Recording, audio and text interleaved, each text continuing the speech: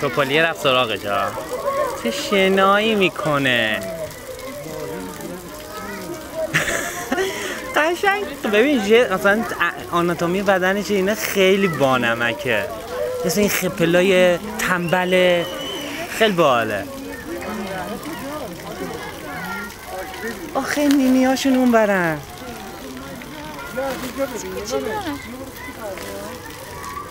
اون بابا ماما نسا ببین که بعدم داره نگاه میکنه بچه رو.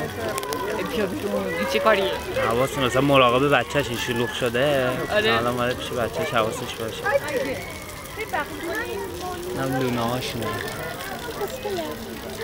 اینا اینجا رو چاله گذاشتن که اگر خواستن حمله کنن به آدم و اینا مثلا نتونن ها.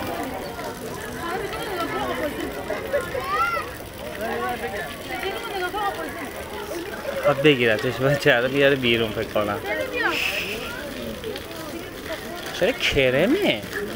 من کرم ندیده بودم خرس. چرا؟ قهوه‌ای دیده بودم، کرم ندیدم. مثلا خرس ببین قهوه‌ای این شکلی دیده بودم، کرم ندیده بودم.